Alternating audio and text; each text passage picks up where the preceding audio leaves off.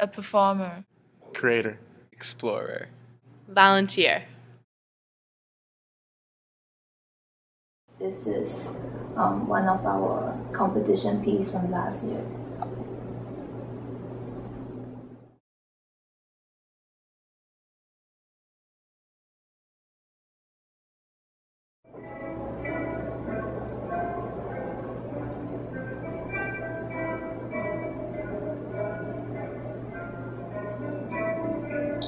When did you start playing guitar, and what struggles did you go through as you started to learn how to play?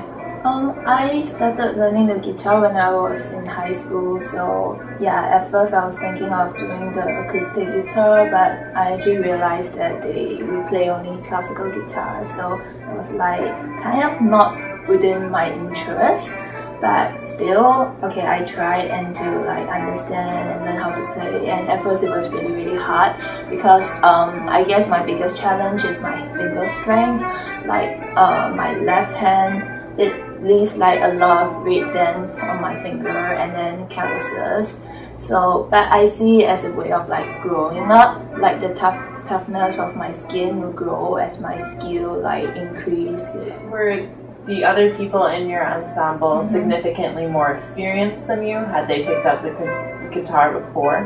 Actually, most of them are beginners, but just a few guys, like the guys at the other side, they were those that are playing the guitar tree, which is like more important parts, the other more experienced people. So pretty much most of us are really just beginners.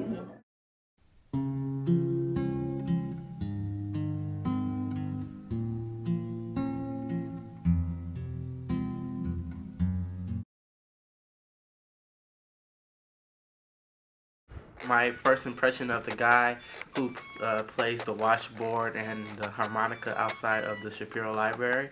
My first impression was really like, wow, he had the ability to play the washboard and the harmonica at once. And when I played an instrument, I struggled to play just one instrument, and I found that fascinating. Instruments alone were unique, and it just shows you that anything that around you could be made into music, and which draws people to want to learn about it and draws interest on it and makes people appreciate music as art. Maybe it's in dance or maybe it's in poetry. I just find it fascinating that you have all these things around you to make music. Way of presenting music and himself like attracts people and slows down their pace. Like some people would just stop to listen to him, like, and wondering why is he doing that and what makes him want to do that, or what is he trying to achieve and all that.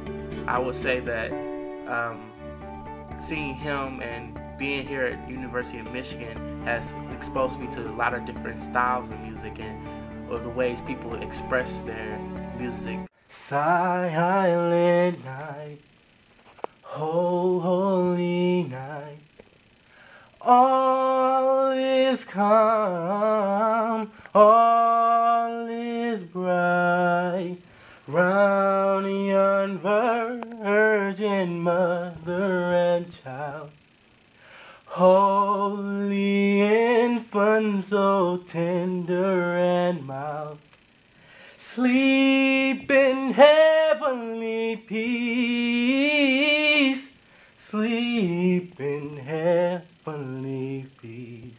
The reason why I sing is because I see the passion and the enthusiasm on people's faces as we sing, like me and my brothers used to do, and I just feel that it was something I was made to do, like because a lot of people who have this ability tend to lose it if they don't stick with it. So I plan on sticking with it because music is my life and it will forever be a part of my life. When I went to the University of Michigan Museum of Art for the first time, I really got a good sense of the educational aspect of the museum and the role that it has in educating university students and anyone that happens to go in general. There's really a clear focus that you could see on education.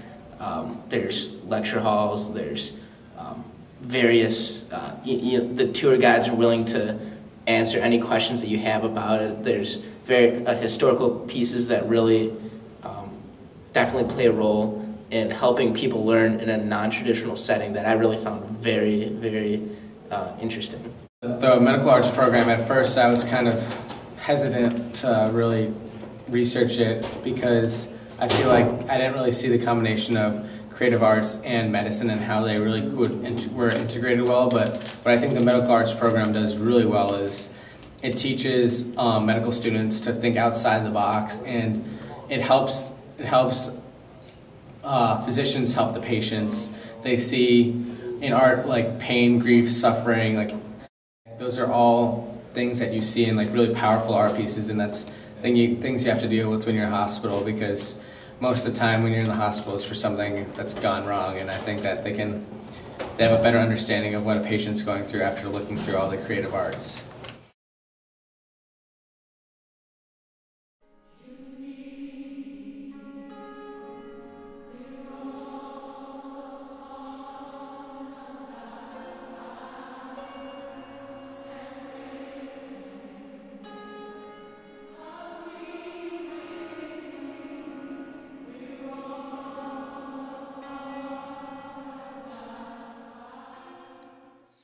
At the beginning of 2010, MCSPer Dan Morse wrote a grant proposal for a partnership between students in MCSP and the Brightmoor Youth Garden.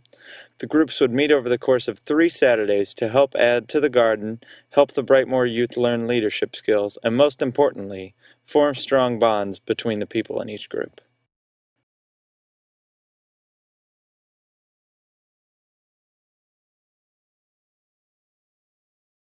I feel like it's one of the most dynamic communities in the area, let alone I really haven't seen a community doing so much for itself and for others than this community. It's really remarkable how much they've achieved in such a short period of time.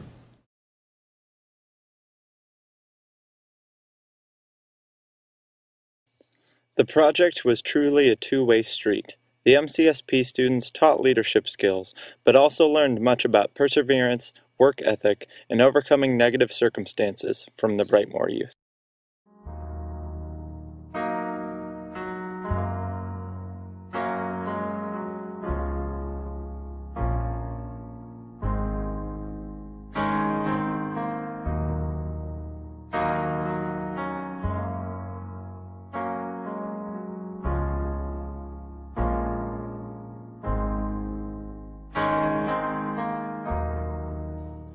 The original idea for this partnership transformed over time into an amazing experience that both groups will fondly remember. Things like this can really go to show you what collective effort can accomplish. What can you and your fellow MCSPers accomplish this year? 1, 2, 3, Blair!